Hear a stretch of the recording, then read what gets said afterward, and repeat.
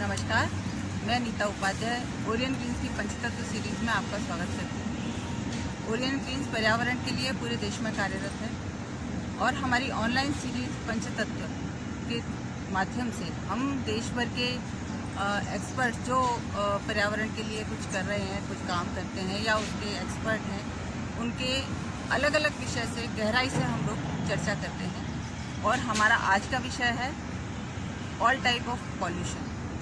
जैसा कि आप सभी जानते हैं कि हर बात में हम पॉल्यूशन का नाम लेते हैं कि बहुत पॉल्यूशन हो गया है, सांस लेना मुश्किल हो रहा है, पानी भी गंदा हो रहा है।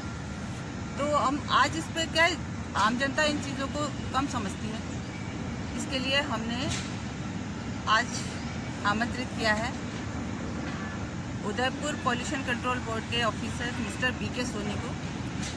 नमस्कार सोनी जी। नमस्ते मैडम, आपका स्वागत है उदयपुर में। ये बताइए सोनी जी कि ये जो पॉल्यूशन होता है ये असल में कितनी तरह का होता है? देखिए मैडम, पॉल्यूशन की अपन बात करते हैं तो कई सालों पहले लोगों को यही पता था कि जो पॉल्यूशन मीन्स जो प्रदूषण है वो एयर प्रदूषण मतलब एयर पॉल्यूशन या वाटर पॉल्यूशन ही है। बाकी पॉल्यूशन के बारे में लोग अवेयर नहीं थे। लेकिन जैसे जैसे थिंग्स बढ़ती जा रही है, चीज़ें सामने आ रही है, तो पॉल्यूशन कुछ टाइप्स का नहीं सिमट के एक दायरा नहीं होके एक पूरे में कुछ जो फैला हुआ उसमें अलग अलग पॉल्यूशंस आ गए। एयर पॉल्यूशन, वाटर पॉल्यूशन बढ़ गए हैं। पहले हम air pollution, water pollution, noise pollution, soil pollution की बात करते थे। अभी हम और बात करें तो आगे न्यूक्लियर पॉल्यूशन हो गया, रेडियो एक्टिविटी पॉल्यूशन हो गया। एक नया टर्म अभी एक सामने है, लाइट पॉल्यूशन। लाइट पॉल्यूशन, हाँ, वो कई लोग नहीं, मैं बता रहा हूँ इस बारे में लाइट पॉल्यूशन क्या है, और उदयपुर को काफ़ी रिलेट भी करता है लाइट पॉल्यूशन। लाइट पॉल्यूशन के बारे में आपको मैं बताता हूँ कि रात के टाइम पे जब नेचुरल सनलाइट ख़त्म हो जाती है और सूरज डूब जाता है, तब शहर जो है वो चकाचौंध में डूब जाता है। ठीक है, लाइट्स इतनी ज़्यादा होती है, उस लाइट की वजह से हमारे जो नेचुरल हैबिटेट में जो फोना मीन्स जो वाइल्ड लाइफ है और जो डोमेस्टिक एनिमल्स है, डोमेस्टिक बर्ड्स है, वो सबसे ज़्यादा सफ़र करते हैं। ओह अच्छा। हाँ, उनकी जो हैबिटेट्स उनका चेंज हो जाता है। आप उनके जो रिप्रोडक्टिव जो साइकिल होता है उनका वो चेंज हो जाता है।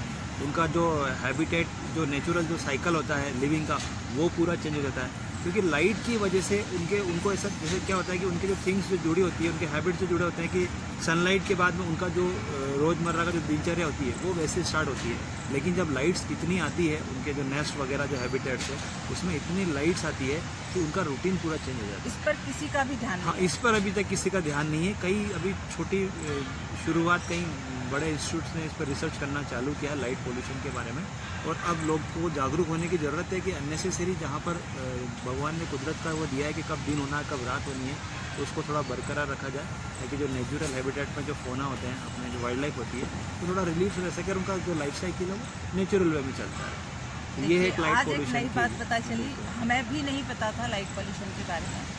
और आप एक कह रहे हैं न्यूक्लियर पॉल्यूशन, इसके बारे में बताइए जरा। न्यूक्लियर पॉल्यूशन के बारे में हम बताते हैं कि पहले कुछ समय पहले जब इलेक्ट्रिसिटी जनरेट करने के लिए हम केवल डिपेंडेंट थे कोयले के ऊपर और पानी के ऊपर। हाइड्रो इलेक्ट्रिक हमारे डैम बने हुए हैं, थर्मल पावर प्लांट बने हुए हैं, लेकिन ये सब नेचुरल रिसोर्सेज हैं। हम इनका कंजप्शन इतना करते जा रहे हैं कि आने वाले कुछ समय में ना तो पानी हमारे पास रहेगा, ना कोयला हमारे पास रहेगा। तो रेडियो एक्टिविटी जो न्यूक्लियर पोल्यूशन है, जो रेडियो एक्टिविटी मटेरियल है, उनसे लाइट का जो उत्पादन हो रहा है, बिजली का उत्पादन हो रहा है, तो उनसे भी अब ये पोल्यूशन बढ़ता हुआ जा रहा है। क्योंकि उनको कई सारे हमारे जो वेपन्स होते हैं, वो भी आपने देखा होगा कि वेपन्स में कई सारे पोखरण में हमारे न्यूक्लियर वेपन्स के टेस्ट हुए हैं। अलग अलग कंट्रीज़ अपनी वो शक्ति दिखाने के लिए अलग अलग न्यूक्लियर वेपन्स के टेस्ट, न्यूक्लियर मिसाइल्स बनाते जा रहे हैं। क्योंकि इसका एग्जाम्पल सबको पता है, हिरोशिमा नागासाकी में जो न्यूक्लियर बम गिराया था, 100 साल बाद भी वहाँ पर जो डैमेजेस हुए हैं in terms of the life, vegetation और एनवायरनमेंट, वो आज तक हो रहा है। आप देख सकते हैं उसका क्या प्रभाव है। तो धीरे धीरे जो ये न्यूक्लियर वेपन्स और न्यूक्लियर जो चीज़ें आ रही है हमारे लाइफ में डेवलपमेंट के लिए, इनका क्या इम्पैक्ट होगा आने वाली जनरेशन पे, इसका अंदाज़ा लगाना मुश्किल है।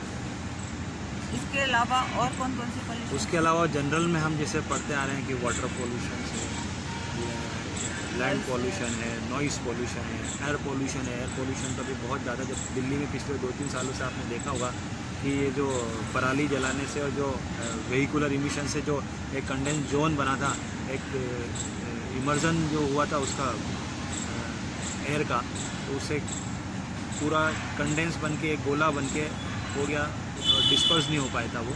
तो इसकी पॉल्यूशन की वजह से आप देखिए कि कितनी प्रॉब्लम्स आई थी राज्य सरकार और सेंट्रल गवर्नमेंट को।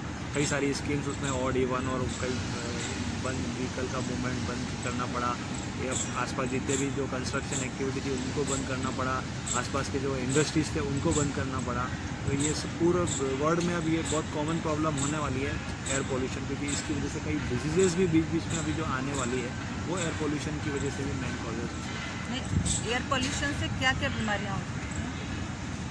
बीमारियाँ आप देखिए मैडम, एयर पॉल्यूशन का मतलब है कि unwanted things persist in the environment can change their physical और केमिकल इन्वायरमेंट। अगर कोई सी भी अनवांटेड चीज़ इन्वायरमेंट में आ जाती है एयर पोल्यूशन के माध्यम से और वो उसके फिजिकल और केमिकल को चेंजेस, उसको प्रॉपर्टीज़ को चेंज कर देती है, वो एक पोल्यूशन है। यानी कि आपने जो नेचुरल जो वे था, जो नेचुरल जो था एयर, उसमें अगर कोई कंटामिनेशन हो रहा तो वो एयर पोल्यूशन है। और वो अलग अलग चीज़ें जिनसे एयर पोल्यूशन हो सकता है। सबसे ज़्यादा जो कॉज है हमारे अभी वर्ल्ड में या अपने इंडिया में बात करें तो वो है वेहिकुलर पोल्यूशन। गवर्नमेंट इस पर काफ़ी ध्यान भी दे रही है। NGT नेशनल ग्रीन ट्रिब्यूनल ने काफ़ी सारे इसमें अभी काम किया है और राज्य सरकार और केंद्र सरकार को डायरेक्शंस दिए हैं, एक्शन प्लान बनाए हैं, और एक्शन प्लान को स्ट्रिक्टली फॉलो करने के लिए टाइमलाइन है, bound action plan member secretary pollution control board और भी अदर पोल्यूशन कंट्रोल एजेंसीज है, उनसे वो मांग रहे हैं और गवर्नमेंट इस पर काम भी कर रही है। तो सोर्स ऑफ पॉल्यूशन, जैसे अभी आप बता रहे हैं कि एक प्लास्टिक पॉल्यूशन या ये जो लैपटॉप होते हैं, फ़ोन होते हैं, इनसे भी कोई पॉल्यूशन होता है? हाँ, अभी रेडियो एक्टिविटी में नहीं आते हैं। आप जो बात कर रहे हैं वो ई वेस्ट पॉल्यूशन, ई वेस्ट इलेक्ट्रॉनिक वेस्ट है, क्योंकि अब इनका डिस्पोजल पहले नहीं हो पा रहा था। इलेक्ट्रॉनिक वेस्ट इतना ज़्यादा आ गया, आप देखिए हर घर में 5 या 6 मोबाइल या 5 या 6 लैपटॉप और टेलीविजन वगैरह मिल जाएगा। वो ख़राब होने पे अपडेट या तो भी हम डिस्कार्ड करते हैं, या अपडेट हम करते हैं कि भाई नया वर्जन आ गया या नया लेटेस्ट टेक्नोलॉजी आ गई तो भी हम उसको डिस्कार्ड करते हैं। तो पुराने का क्या होता है? पुराने का अभी तो पिछले कुछ सालों तक तो उसका कुछ नहीं हो रहा था, वो डंप हो रहे थे। लेकिन अभी कुछ ई वेस्ट जो है रजिस्टर्ड रिसाइकलर जो सेंट्रल पोल्यूशन कंट्रोल बोर्ड के थ्रू ये चल रहे हैं, वो लोग इसमें से, क्योंकि इसमें कई सारे प्रेशियस मेटल्स होते हैं, हाँ। इसमें गोल्ड होता है, इसमें सिल्वर होता है, इसमें प्लेटिनियम होता है, उन मेटल्स की ये रिकवरी करते हैं। अच्छा, अभी कई सारे जो चीज़ें बचती हैं, बाकी चीज़ें जैसे जो प्लास्टिक है वो प्लास्टिक वेस्ट रिसाइकलिंग यूनिट से उसमें चला जाता है रिसाइकलिंग, ये और मेटल जो वो रिकवरी होके वापस से अब ये रिसाइकल हो रहा है, अब ये होने लगा। अब इसकी रिसाइकलिंग जब करते हैं उस टाइम क्या कोई पॉल्यूशन होता है? बिल्कुल मैडम, आप किसी भी मेटल की रिसाइकलिंग करिए, प्लास्टिक की रिसाइकलिंग करिए, वो एक प्रोसेस से गुजरता है। उस प्रोसेस से उसको हाई टेम्परेचर पे उसको बर्न करना पड़ता है, उसमें फर्नेस जलती है, उसमें मेटल को जो मेल्ट करने के लिए उसमें फर्नेसेस होती है, तो उनसे और मेटल भी कंबाइंड फॉर्म में होता है, साथ में प्लास्टिक वगैरह भी होता है। तो कुछ चीज़ें जब जलती है तो पॉल्यूशन तो होगा ही सही। मतलब जब हम इनको रिसाइकिल करते हैं उससे भी पॉल्यूशन बिल्कुल होता है। तो ई वेस्ट पॉल्यूशन का कोई ऐसा सुरक्षित माध्यम नहीं है कि हम इसको बिना नहीं पॉल्यूशन मैडम, अगर के ओपन ही बर्निंग अपन जैसे कई जगह देखते हैं कि कुछ केबल वायर को, मतलब वायर में से मेटल को रिकवरी करने के लिए कुछ ओपन बर्निंग कई लोग करते हैं, कुछ केबल जला के उसका मेटल रिकवरी करते हैं, तो वो ज़्यादा खतरनाक होता है, क्योंकि उसमें कई सारे जो गैसियस फॉर्म और जो pH वगैरह जो होती है उससे ज़्यादा इन्वायरमेंट और लिविंग बींग्स को नुकसान पहुंच सकता है। लेकिन जहां पर हम सिस्टमेटिक रिकवरी की बात करते हैं तो सेंट्रल पोल्यूशन कंट्रोल बोर्ड ने ऐसे कई सारे सेंटर रजिस्टर्ड कर रखे हैं, क्योंकि सिस्टमेटिक एज पर गाइडलाइन जो है सेंट्रल पोल्यूशन कंट्रोल बोर्ड की, उस दायरे में रहते हुए वो लोग उसमें से रिसाइकिल। अच्छा, और ये प्लास्टिक पॉल्यूशन जो हो रहा है, सबसे ज़्यादा इस वक्त हो रहा है प्लास्टिक पॉल्यूशन। जैसे कि हमने या गवर्नमेंट ने बैन कर दिया कि कैरी बैग नहीं ले जाएंगे आप, कितने माइक्रोन्स तक के कैरी बैग ले जाना? हाँ, राजस्थान की अपन बात करें तो in terms of the any micro, कोई सी भी साइज़ का माइक्रो में तो प्लास्टिक कैरी बैग बिल्कुल कम्प्लीटली बैन राजस्थान सरकार। लेकिन कई राज्यों में जैसे 50 माइक्रोन से ऊपर जो CPCB की जो गाइडलाइन है pollution control, central pollution control board की, उसमें 50 माइक्रोन से ऊपर का जो उन्होंने अलाउड किया। लेकिन इतनी सारी बिस्किट आते हैं, फूड आता है जो हमारा प्रोसेस पैकेजिंग मटेरियल की आप बात कर रहे हैं, क्योंकि कैरी बैग के बाद जो सबसे ज़्यादा यूज़ में है, जो कंज्यूमर में आता है, वो है पैकेजिंग फूड का। तो पैकेजिंग फूड का उसके लिए भी अभी पहले तो मेरे ख्याल से कुछ भी ऐसे सिस्टम नहीं थे, लेकिन अभी EPR एंड प्रोड्यूसर रेस्पॉन्सिबिलिटी में गवर्नमेंट ने उसमें कुछ कंपनीज़ को, जो बड़ी बड़ी कंपनीज़ हैं, उनको अभी डायरेक्शन दिया। पोल्यूशन कंट्रोल बोर्ड ने भी डायरेक्शन दिए हैं कि जितना पैकेजिंग मटेरियल आप एनवायरनमेंट में दे रहे हैं, उसको वापस से रिकवर करना आपकी रेस्पॉन्सिबिलिटी लेकिन है। एंड हो प्रोड्यूसर नहीं रहा। हाँ, अभी बड़े लेवल पे नहीं हो रहा है, कुछ छोटे लेवल पे अभी कुछ शुरुआत कई बड़े शहरों में होना चालू हुई है, लेकिन वो इतना नहीं है कि उसको हम बोल सकेंगे पॉजिटिविटी में हम लोग ये काम हो रहा है, या कुछ उसका गैनफुल यूटिलाइजेशन इतना हो गया, अभी हुआ नहीं। मतलब उसका कोई ऐसा रिजल्ट अभी सामने आया नहीं है, उसको रिजल्ट आने में उसको थोड़ा सा भी टाइम लगेगा। तब तक तो ये जो प्लास्टिक के पहाड़ इतने बड़े बड़े खड़े हो गए और बड़े हो जाएंगे। लेकिन एक बात और मैं आपको ध्यान आकर्षित करना चाहूँगा कि अभी सॉलिड वेस्ट मैनेजमेंट में काफ़ी अच्छे काम होने लग गए हैं और रिजल्ट सामने आने लग गए हैं।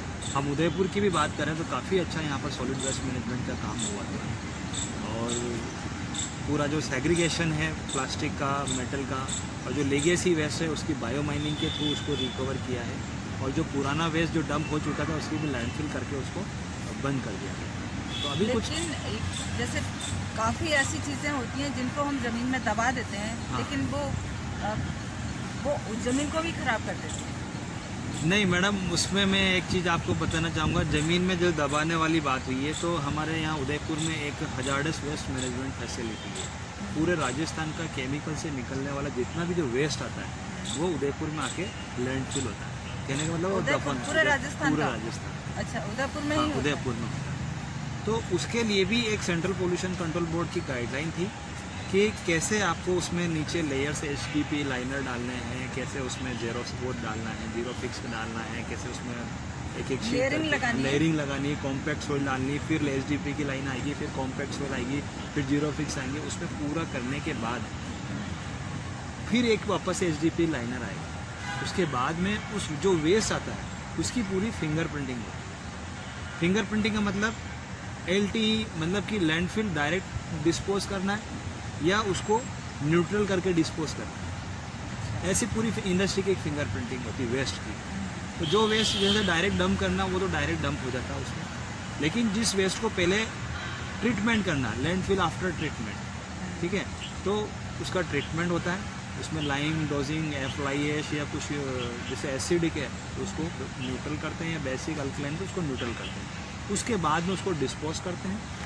जब एक सेल की कैपेसिटी जब कम्प्लीटली फिल हो जाती है तब उसको वापस से HDP उसकी लाइनर डालते हैं, उसके ऊपर से कॉम्पैक्ट सोइल, फिर वहाँ की लोकल सोइल डाल के उस पर एज ए ग्रीन बेल्ट उसको बना के उसको खत्म करते हैं।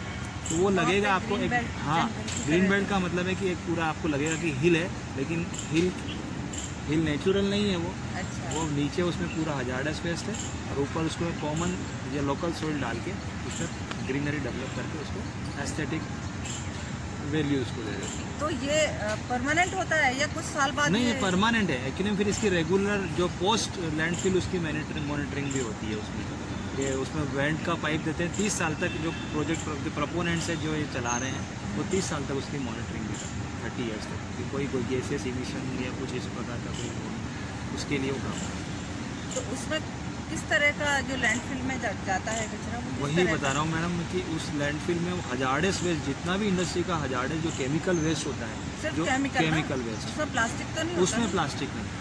प्लास्टिक वेस्ट जो है वो अपना म्यूनिसिपल सॉलिड वेस्ट का जो लैंडफिल है वो वहाँ जाता है। वहाँ पर भी अब बहुत अच्छी शुरुआत कर दी है कि प्लास्टिक का पूरा सेग्रीगेशन कर दिया और उस प्लास्टिक के पूरे लम्स बना के वो प्लास्टिक को मेल्ट करके उसके दाने बना दिए।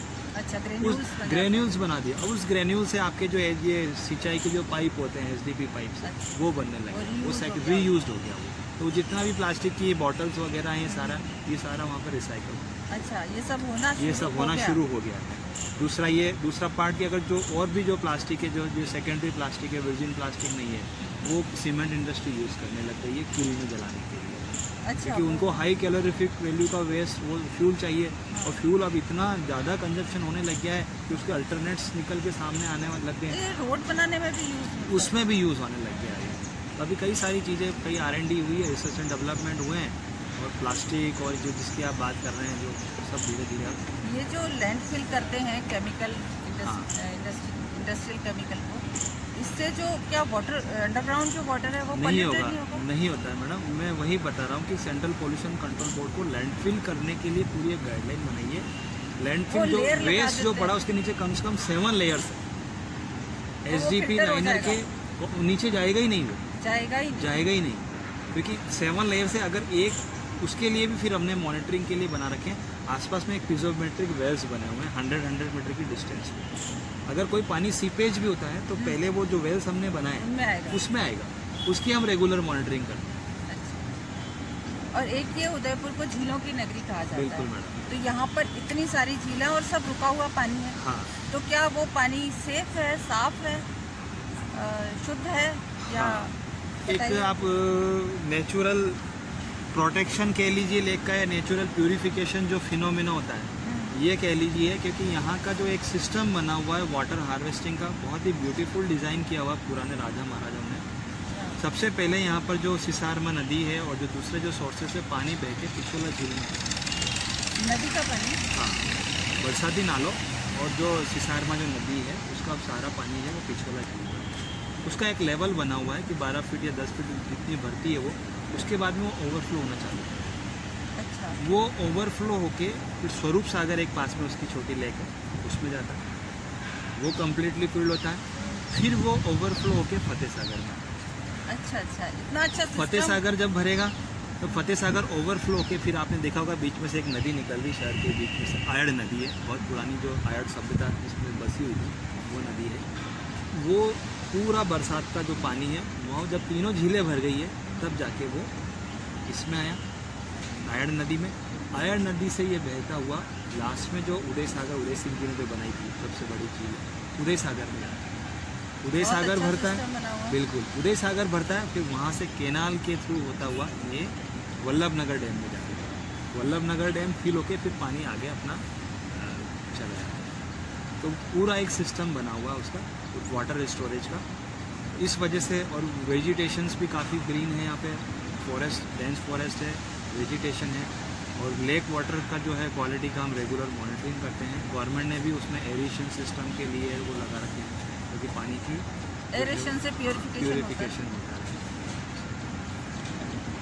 इसमें आप बताइए, जो हम ये पॉल्यूशन की बात करी है हमने कि इतनी तरह का पॉल्यूशन होता है, इसमें पब्लिक का क्या रोल है, पब्लिक की क्या रिस्पॉन्सिबिलिटी? देखिए मैडम, पब्लिक की रेस्पॉन्सिबिलिटी, पब्लिक की वजह से ही सारे पोल्यूशन हमारे सामने है, ठीक है। अगर तो पब्लिक की तो बिल्कुल इसमें 100% पब्लिक पार्टिसिपेशन बनता है कि कैसे हम इन्वायरमेंट को प्रोटेक्ट करें ताकि आने वाली जनरेशन को ग्रीन एंड क्लीन इन्वायरमेंट मिल सके। जो नेचुरल रिसोर्सेज जो अभी यूज़ कर रखे हैं, हो रहे हैं, वो आगे वाली जनरेशन को भी यूज़ होने को मिले। नहीं तो अगर ऐसे ही दोहन होता रहा नेचुरल रिसोर्सेज का, तो हमारी आने वाली जो पीढ़ी है उनको यही पता ही नहीं होगा कि कोयला क्या होता है, क्योंकि लिमिटेड सोर्स है। पेट्रोल आपका उनको ये ख़त्म हो नहीं जाएगा, पता आपका होगा। डीजल आपका ख़त्म हो जाएगा, तो सारे जो रिसोर्सेज है वो सब ख़त्म हो जाएंगे। आने वाली, अब देखिए अब कितने दोहन जो हो रहा है, कितने व्हीकल चल रहे हैं, जहाँ ज़रूरत नहीं वहाँ पर भी अननेसेसरी कंजप्शन हो रहा है। तो अब पॉल्यूशन तो हमारे द्वारा ही हुआ है, हमें इसके परिणाम सामने आ रहे हैं अभी। सारे जो पॉल्यूशन, देखिए अब वाटर पॉल्यूशन की बात करते हैं, ये एक टूरिस्ट सिटी हो गई। हाँ, जो भी पब्लिक आएगी लेक्स पे जरूर जाएगी, बिल्कुल जाएगी। ठीक है। लेक्स में बोटिंग भी करने जाएंगे, वो वहीं पे चौपाटी पे खाना भी खाएंगे। तो ये अवेयरनेस की बात है कि मैं खा रहा हूँ, जो मैं पी रहा हूँ, मछलियों को नहीं खिलाऊँ, क्योंकि हो सकता है मछली खाई नहीं खाई, लेक में तो गई थी, और वही लेक्स का जो पानी पीने के काम आ रहा है हमारे। अच्छा, उदयपुर में तो पानी का रिसोर्सेज ही लेक्स है, यहाँ जो है पानी वही लेक्स का हम लोग पी रहे हैं फिल्टर होकर। तो हमारा ज़्यादा दायित्व बनता है कि ये केवल एमिनिटीज़ जो है हमारे घूमने फिरने बोटिंग के अलावा सबसे मेन इंपॉर्टेंट है वो पीने का पानी है। अगर यही पानी को हम पॉल्यूट कर देंगे तो हम खुद पॉल्यूट हो जाएंगे, जो डिसीजेज होने की संभावना है वो बढ़ती जाएगी। तो लोगों का इसमें बिल्कुल असल 100% में पार्टिसिपेशन चाहिए कि मैं लेक को कंजर्व कैसे रखूं, इसको रिस्टोर कैसे करूं, इसका रिजुविनेशन कैसे करूं, ये हमारी मॉरल ड्यूटी है। तो हमें चाहिए कि लोग ज़्यादा से ज़्यादा इसमें भागीदारी दिखाएं।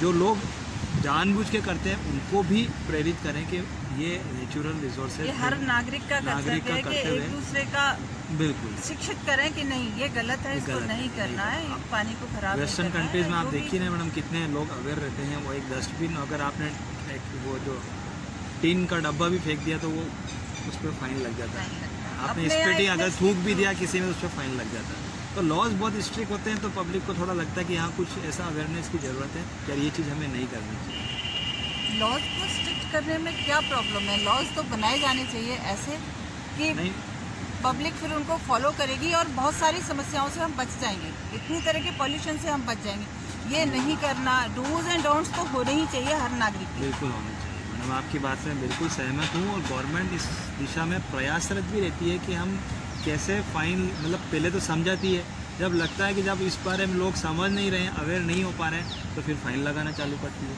असल में क्या है, गवर्नमेंट की सारी जिम्मेदारी नहीं है, हम नागरिकों का भी तो कुछ कर्तव्य है। यही बात अगर सही है कि हमको ये गवर्नमेंट सारी- कितना काम करेगी, पब्लिक अपने आप खुद अवेयर हो ताकि गवर्नमेंट को ज़्यादा लॉज नहीं लाने पड़े।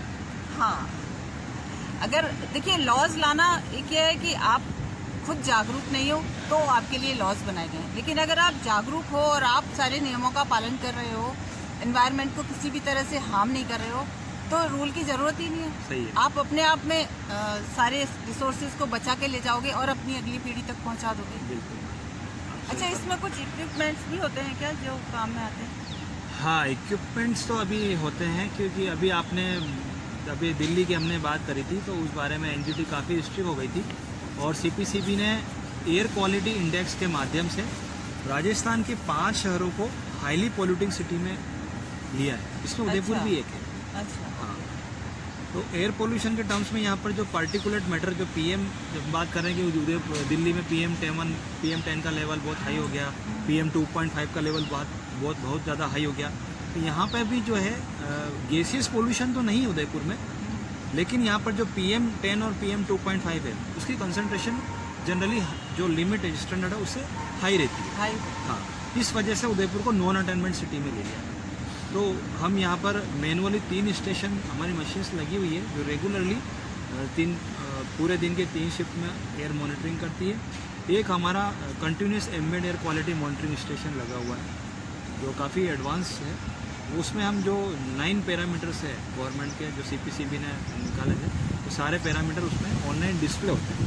वहाँ पर हमने एक स्क्रीन लगाई हुई है, उसमें daily AQI air quality index कितना आ रहा है आपका, PM का लेवल कितना है, SO2 का लेवल कितना है, NOx का लेवल कितना है, वो सारा आ रहा है, उसको डिस्प्ले पर आ रहा है ताकि पब्लिक को पता चले कि मैं एयर जो इनहेल कर रहा हूँ वो कितनी पॉल्यूटेड जा रही है। और उसको रोकने के लिए हमने जो लोकल बॉडीज़ है, नगर निगम और जो दूसरे हैं, उनके साथ में एक हमने एक्शन प्लान अभी गवर्नमेंट को सबमिट किया है। और गवर्नमेंट के डायरेक्शन पे अब हर डिस्ट्रिक्ट में एक डिस्ट्रिक्ट एनवायरमेंटल प्लान भी बना है। उसमें ये सारी थिंग्स कवर होगी जो हमने अभी बातें करी, जिसमें प्लास्टिक वेस्ट आ गया, उसमें हजार्डस वेस्ट आ गया, उसमें बायोमेडिकल वेस्ट आ गया, उसमें एयर पोल्यूशन आ गया, उसमें वाटर पोल्यूशन आ गया। तो जितने भी डिपार्टमेंट्स हैं उसको एक प्लेटफॉर्म पे लेके आए हैं गवर्नमेंट और एक डिस्ट्रिक्ट एनवायरमेंटल प्लान बना रहे हैं। तो डिस्ट्रिक्ट एनवायरमेंटल प्लान में अभी की जो कंडीशंस है एनवायरनमेंट की, उसके लेवल्स को हम रिप्रेजेंट कर रहे हैं। और आने वाले साल में हमें पता है कि किस रफ्तार से जो पॉल्यूशन जो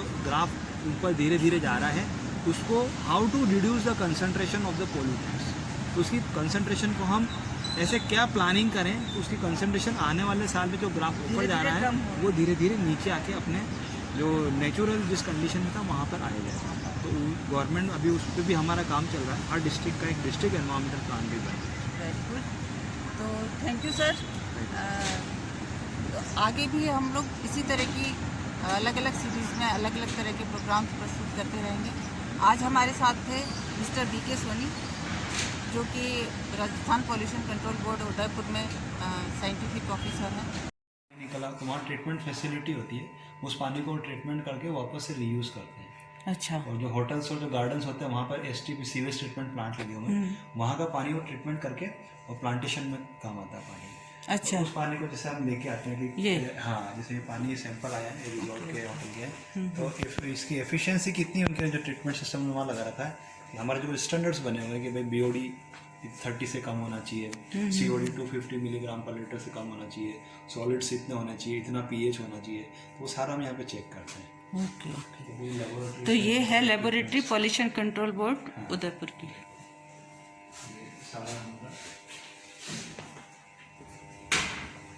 एयर एनालिसिस, वाटर एनालिसिस सारी यहीं पे होती है। एयर की एनालिसिस मैं बताता हूँ। एयर की मशीन सभी दो साइड पे लगी हुई है।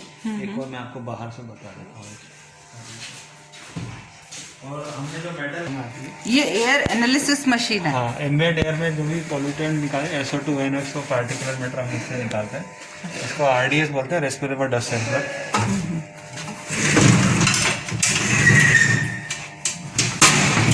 ये RDS है, रेस्पिरेबल डस्ट सेंसर है। यहाँ पर हम फिल्टर पेपर रखते हैं। फिल्टर पेपर और इसको पोल्यूशन जहाँ होता है वहाँ पे लगा देते हैं। कहीं भी, इसको एम्बिएंट एयर में आप कहीं भी लगा दें। यहाँ अच्छा। पे ऐसा फिल्टर पेपर होता है ये। अच्छा, तो इस पेपर के थ्रू पता चलता है अब कितना ये सक्शन पोल्यूशन है, इसमें साइक्लोनिक सक्शन होता है। ये एटमॉस्फेयर में सक करता है और कितने LPM मतलब फ्लो और कितने टाइम है, उससे इसका PM की कंसंट्रेशन निकाल लेते हैं। कितनी कंसंट्रेशन माइक्रोग्राम पर मीटर क्यूब में एनवायरमेंट में आ रही है डस्ट की। ऐसे ही इसमें एक इंटीजर साइड में, तो डस्ट में क्या क्या है, फिर उसकी जांच होती होगी कि उसकी जांच, जैसे उसको डाइजेस्ट कर दिया, हाँ। उसमें मेटल निकाल सकते हैं कि कौन कौन से मेटल है एयर में, क्या मिला हाँ, वो वहाँ भी किस चीज का, किस तरह का लेड पोल्यूशन कितना है, निकल कितना है, वो सब आ जाती है उसमें। ऐसे ही साथ में एक इंटीजर बॉक्स होता है, ये इसके साथ में लगता है, उससे गैसेस निकल जाती है। अच्छा कि HCl कौन कौन सी गैस NOx कितना ज्यादा है, SO2 कितना है, एरिया वाइज होती है ये भी। हाँ, इंडस्ट्रियल एरिया में अलग तरह की गैसेस होती हैं। ये हमारा ये स्टेक मॉनिटरिंग किट है। जो चिमनी होती है ना, उसके अंदर कितनी कितनी कंसंट्रेशन, उससे निकालने के लिए अलग मशीन होती है। Thank you Soni ji. ठीक, थैंक यू। में से ये SS है, एटॉमिक एब्जॉर्प्शन स्पेक्ट्रोफोटोमीटर है। यहाँ पर हम एयर में और वाटर में मेटल की एनालिसिस करते हैं, मेटल कंसंट्रेशन कितनी है। अच्छा, बहुत एडवांस है, ऑटो सैम्पलर है पूरा, इसमें ऑटोमेटिक करके रिजल्ट डिस्प्ले करती है। एटॉमिक एब्जॉर्प्शन स्पेक्ट्रोस्कोपी, इस मशीन के थ्रू एक स्टैंडर्ड अपन सेट करते हैं और एक जो मेटल अपन को, जो सैंपल है उसके अंदर जो अपन को मेटल सेट करना है वो लगाते हैं। उसके बाद जो ग्राउंड स्टेट से अगर हायर स्टेट में जब इलेक्ट्रॉन मूव करता है तो वो एक वेवलेंथ पे वो पता चलता है। Thank you sir.